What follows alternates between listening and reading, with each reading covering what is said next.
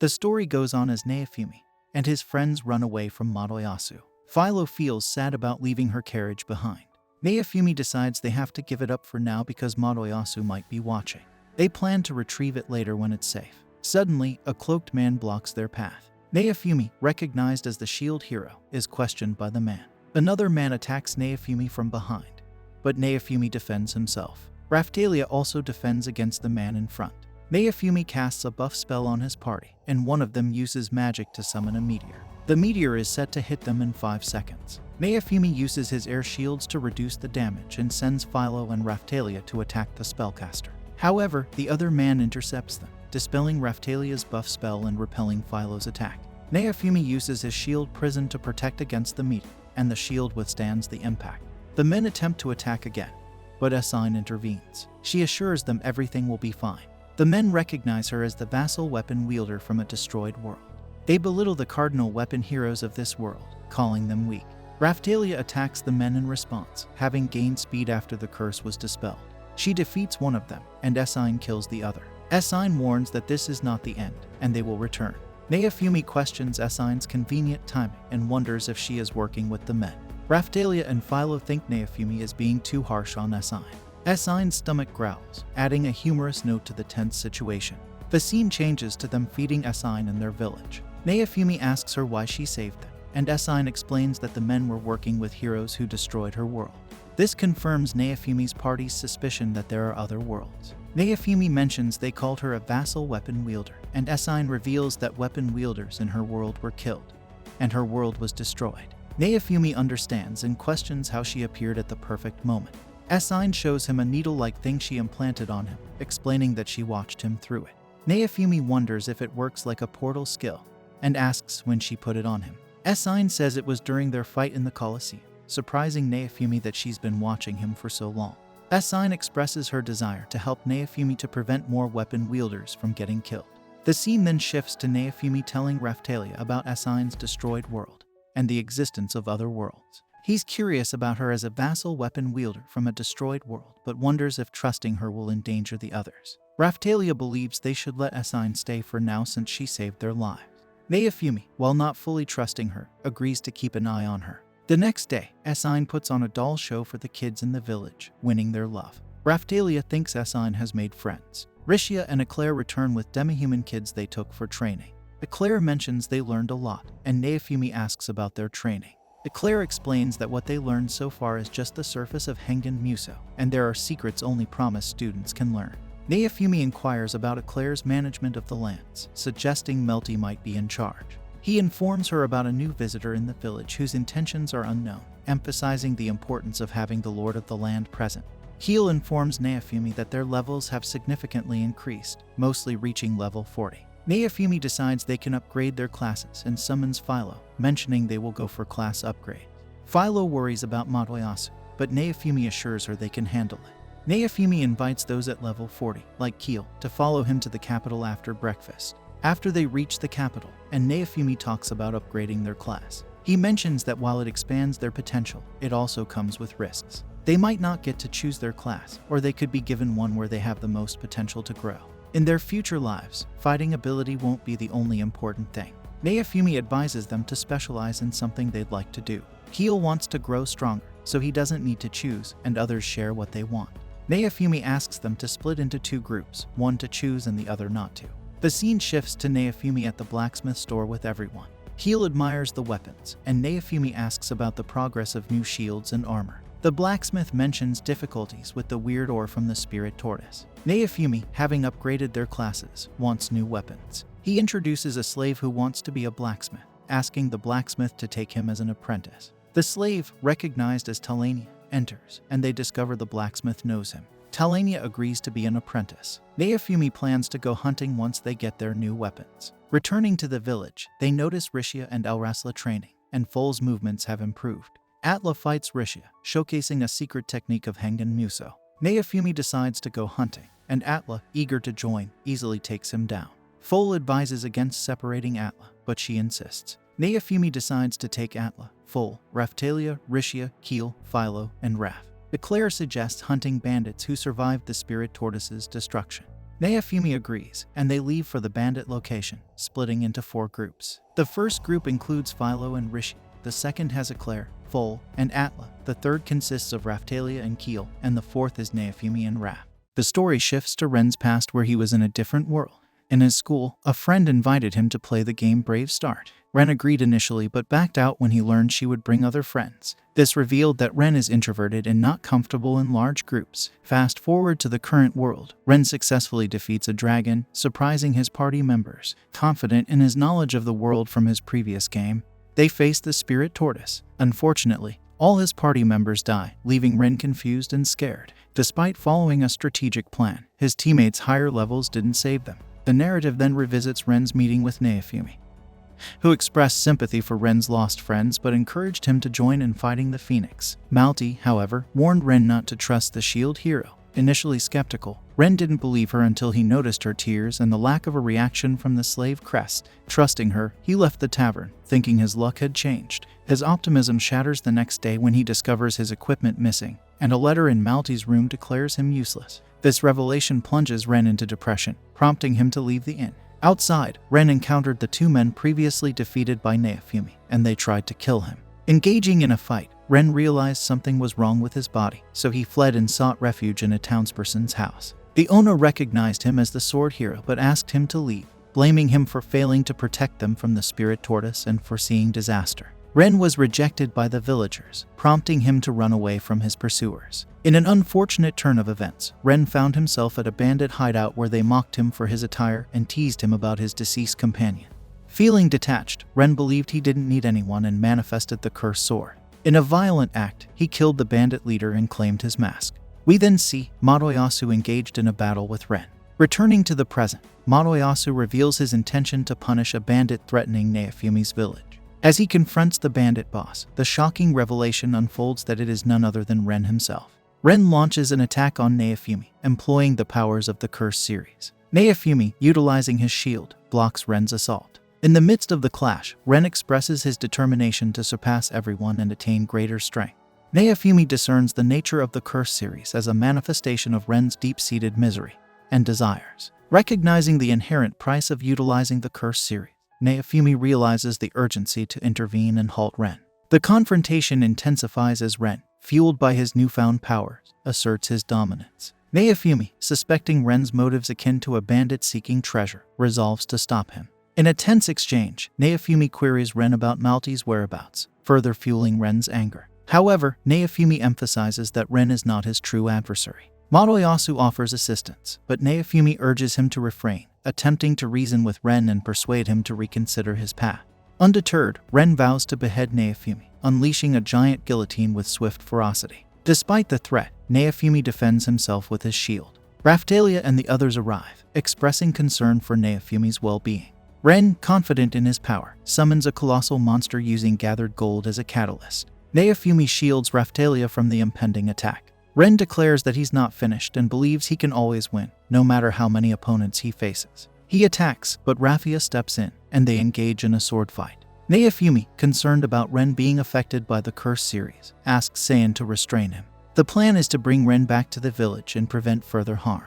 Eclair expresses a desire to have a one-on-one fight with Ren. Naofumi is unsure if she's serious, but Eclair insists on wanting to win. Believing Eclair is much better at swordsmanship than Ren, Naofumi thinks she has a chance of winning. He agrees to let her fight under the condition that he buffs her and intervenes if she's in danger. After casting a buff on Eclair, she introduces herself to Ren, stating that he must defeat her first if he wants to face Naofumi and Madoyasu. Ren claims that Eclair is no match for him, and Fol wonders if she can win against a hero. Atla reassures that everything will be fine. However, it becomes evident that Ren struggles to land a single attack on Eclair. Raftalia empathizes with Eclair, acknowledging the pain Ren's sword inflicts. Eclair questions Ren about his desire to become strong, to which Ren responds that he can't tolerate anything less than being the strongest across all dimensions. In the midst of their battle, Eclair challenges Ren's resolve and questions his true desire. Despite Ren drawing power from the Curse series, Eclair slays monsters emerging from the darkness he creates. Naofumi speculates on the nature of Ren's Curse series, associating it with the deadly sin of greed. Eclair defeats Ren using a Henjin Muso sword art technique, dispelling the lifeless field he created. 2 attackers from earlier miraculously survive. and seek revenge against Naofumi. Madoyasu, showcasing newfound strength, eliminates them. Raphtalia deals with their escaping souls using her soul slice sword attack. Naofumi questions Madoyasu's sudden improvement, learning that Madoyasu followed Naofumi's training advice. Surprised that Madoyasu heeded his guidance, Naofumi and even Ren are taken aback. Eclair extends an invitation to Ren, suggesting they become stronger together. She acknowledges Ren's pain and loss but encourages him to live and fight for what he still has. Despite Ren's initial belief in self-sufficiency, Eclair assures him that one day he'll find a reason to be strong.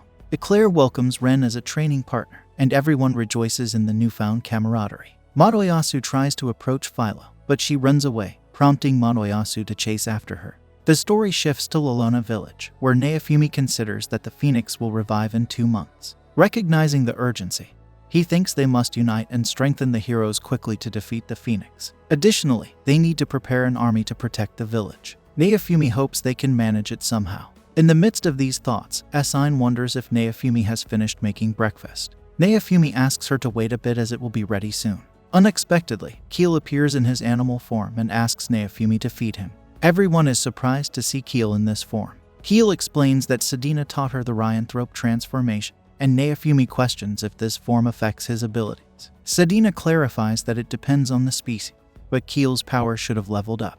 Rishia finds Keel cute. As mealtime approaches, Naofumi asks Ren to serve the food, and Eclair announces that Ren will be doing the honors. During this, Naofumi notices a demihuman named Wendia watching them from afar. The scene shifts to Naofumi in his house, where he notices Philo trying to shake off someone attached to her. Investigating, Naofumi discovers that the woman, named Ratatil, thinks he is the shield hero. Rat explains that she was expelled from Fabri for causing trouble, but believes she can help develop Naofumi's lands. She hands him a letter from the queen, confirming her role as an alchemist. Reading the letter, Naofumi learns about Rat's expulsion and her expertise in enhancing monsters. Rat clarifies that she specializes in changing and strengthening monsters, but false accusations led to her lab's destruction. Despite the hardships, she encountered a mutant Philolial that can understand human speech. Philo, frightened by Rat, runs away. Naofumi questions Rat's intentions, and she expresses a desire to research Philolial, emphasizing their significance in transportation. Rat mentions her curiosity about the monster stable in the distance, and desires to see what monsters the heroes have raised. Raphtalia suggests giving her a chance. The scene changes to Rat inspecting the monsters in the stable. She's amazed by the size of the caterpillars, and Naofumi notices there are 3 now. Raphtalia and Naofumi wonder where the third one came from. Wendia tries to hide it, and Raphtalia discovers that the caterpillars have laid some eggs. The kids request not to throw the eggs away, claiming they'll take care of them. Naofumi is concerned about raising too many of them, but Rat assures that she can help. Naofumi, skeptical, tells Rat that if she wants to work for him, she needs to accept a slave crest. Rat agrees, willing to do anything for her research. Wendia informs them that Siltveld has sent something, and when Naofumi opens the crate, he finds a dragon egg. Naofumi worries about Philo's reaction, but Rat explains that powerful dragons can breed with any species, posing a threat to the ecosystem. Wendia disagrees, stating that dragons are cool and strong. Rat claims she can create something even more powerful than a dragon. Wendia suggests that the dragon would be stronger if she raised it.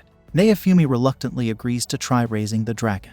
He asks Rat if she can handle it, and she proposes starting with a monster seal, also expressing the need for Naofumi's help with something else. The scene shifts to Naofumi in the blacksmith's shop, carrying the dragon egg with him. The blacksmith is curious about what he's doing, and Raphtalia explains that having a hero keep the egg warm is good for its stats. Naofumi tried asking Ren, but due to the curse series, Ren declined. The blacksmith then presents the requested katana, and Naofumi notices its high quality. The blacksmith admits it's been a while since he made a katana and humbly acknowledges his teacher's superior skill. Raphtalia tests the katana and discovers the skill stored in it, called Stardust Blade. Naofumi thinks it might be similar to Ren's Meteor Slash, and they plan to try it out later. They express gratitude to the blacksmith and leave using their teleportation skill. In the village, Foal notices that Atla can't sleep and she asks him to sing the lullaby her mother used to sing. Foal sings the lullaby, reminiscing about his mother's sweet memories. He finds the song kind and warm, falling asleep while singing. Atla, still awake, wears a mischievous look on her face. The scene shifts to Naofumi waking up the next morning, discovering that Atla has once again sneaked into bed with him. Surprised, Naofumi questions how many times this has happened. Atla reveals it's the 3rd time. and Naofumi wonders if her slave crest hurts. Atla reassures him, saying it feels warm rather than painful. Naofumi asks about Full, and Atla mentions he's sleeping soundly. Raphtalia notices Atla sneaking into bed again and reprimands her, emphasizing the need to respect Naofumi's sleep. However, Atla insists she's Naofumi's shield and needs to be by his side at all times. Full arrives, asking Atla not to sneak off, but she dismisses him. Raphtalia drags Atla out, and the scene shifts to Naofumi working with the egg tied to his back. Heel and Melty laugh, commenting on how Naofumi looks great with the egg. Melty playfully suggests he'll make a great father one day. Naofumi, annoyed, asks them to leave as they're disturbing his work. Melty reminds him she made time to see him, and Asine appears with a doll resembling Keel's animal form, using it to communicate. Naofumi finds it easier to understand her now. Asine reveals she repaired an enemy's accessory with translation ability, but can only use it through the doll due to compatibility issues with her vessel weapon. Naofumi learns Asine is hungry, suggesting they eat first. The scene shifts to Ren studying Melromarc's language, with Eclair helping him, and Ren enjoying her company. After eating, Naofumi considers the increasing number of the Ryanthropes, and the need for accommodations. They decide to get new pots, and Raphtalia mentions seeing something nice at the department store in Zeltop. Outside the village, they discover a treehouse, Rat's base of operations. Rat explains she used a camping plant, allowing them to plant a seed for a new living space that stores sunlight during the day and glows at night. Naofumi thinks it's great, but Raphtalia feels they are drifting further from the village she once knew. Rat offers Weed Killer, and Raphtalia approves if it makes life easier. They notice the egg cracking and prepare for the dragon's birth inside one of the camping trees. Wendy arrives, wondering what dragons eat. Rat explains they are omnivores, and a male dragon, named Galeon, hatches from the egg. Naofumi feeds a piece of the eggshell to his shield, and Wendia, having named the dragon, is tasked with taking care of him. The scene shifts to Wendia showing Galeon to the villagers, and they all contribute to taking care of him. Over the passing days, Galeon grows, learning to use a dragon's breath, but he doesn't get along well with Philo. The scene changes to someone repeatedly knocking on Naofumi's door and running away. Naofumi captures the culprit, Galeon, using his shield prison. Summoning Wendia, Naofumi informs her about the ongoing knocking. They discover that Galeon was trying to get Naofumi to play with him. Raphtalia sees an opportunity for Galeon to keep Atla away from Naofumi's bed. Galeon notices a dragon emperor's court in Naofumi's room, and Sedina asks Naofumi to remove it. Galeon accidentally eats the core, causing him to grow instantly. He uses his dragon's breath on Naofumi, who defends with his shield, realizing Galeon is now level 37. Rat suggests dealing with Galeon before he harms the village, but Naofumi wonders how they can save him. Galeon flies out of the village, causing concern for Wendia. Rat explains to Naofumi that the Dragon Emperor has taken over Galeon's ego. Dragons have a core organ that contains their ego, allowing them to enhance ability and inherit memories. Naofumi realizes this caused the Dragon Emperor to go berserk. He instructs Ake to call back Elrasl and Rishia from an expedition and assigns Rat to protect the village. Eclair informs Naofumi about Philo's deteriorating condition and suggests he goes to her. Naofumi decides to check on Philo with Raphtalia. Full, Atla, and Wendia express concern and decide to accompany Naofumi. At Philo's side, Naofumi discovers a curse worse than the curse series, draining her experience points and decreasing her level. Atla slows down the flow with her magic, giving Philo some relief. Naofumi realizes Philo won't last long at this rate, and asks the others to take care of her. Philo insists on going with Naofumi, and Melty, considering Philo a friend, also wants to join. Naofumi agrees, deciding to bring Atla to suppress the curse, along with Full and Wendia. The scene shifts to Naofumi, and the group heading to the village where they defeated the zombie dragon. Upon arriving, Philo faints, and Naofumi suggests letting her rest while Melty and Atla cast healing spells. Philo goes to get some food. Villagers notice the shield hero and inform him that another dragon has come to the village. They point Naofumi in the direction of the dragon's nest, urging him to save the village. Wendia and Sedina express urgency, and they all head toward the dragon's nest. Sedina explains that to stop Galeon, they must weaken him to make him spit out the core. Naofumi worries about the core assimilating completely with Galeon. They encounter a monster, and Wendia surprises Naofumi with her magic skills, which draw power from dragon veins. Raphia praises Wendia, who learned the magic from her father. Meanwhile, back in the village, downhill, Philo's health worsens as curse marks appear on her body. Atla attempts to help, but she can't do anything. Meanwhile, Naofumi and the group stop at the place where he fought the dragon zombie. Ren expresses guilt for the lives lost during that time. but Naofumi tells him that heroes must grow stronger, even if it means making sacrifices to save the world. They resume their journey and reach the dragon's nest. Raphtalia uses magic to create light in the dark cave. Inside, Wendia falls into a pit, but Ren saves her. Naofumi uses his airstrike shield to lift them up, and Wendia insists on continuing. As they explore, they discover a large room in the cave. Raphtalia's light isn't sufficient, so Wendia uses her dragon vein magic to illuminate the area. Galeon appears, and Philo, acting strangely, confronts him. Malty explains that Philo went berserk, and Galeon defeats her, consuming Philo. Naofumi reassures everyone that Philo is still alive. They attack Galeon, but their efforts are ineffective. Galeon transforms into a larger dragon and unleashes a powerful fire breath. Despite their strong attacks, Galeon's scales prove too tough. Naofumi buffs everyone, and Raphtalia manages to injure Galeon. They continue their assault, and Malty uses a water spell. Their combined efforts weaken Galeon, and Sedina suggests finishing him. Wendia intervenes, revealing that Galeon is her father and asking him to stop fighting. Wendia explains that after Naofumi defeated the dragon zombie, bandits sold her into slavery. Naofumi realizes that the dragon became a zombie to protect Wendia. Ren bears the burden of guilt for the dragon's demise, haunted by the consequences of that fateful event. Meanwhile, Wendia harbors deep resentment toward the four cardinal heroes since her father's death, a tragedy she attributes to their actions. In her heart, she vowed never to forgive them for shattering their once happy lives. However, a glimmer of kindness emerges from the shield hero, Naofumi. He stands apart from the other inhabitants of this land, showing compassion to demihumans. Wendia, despite her grievances, speaks to her father's spirit within the dragon. She emphasizes the difference between Naofumi and those who wronged her father, urging the dragon to relinquish Galeon's body. The dragon, now in a menacing form, attempts to attack Wendia, but Ren valiantly intervenes, sustaining injuries in the process. Naofumi, demonstrating his healing abilities, tends to Ren's wounds, ensuring he can still contribute to the impending conflict.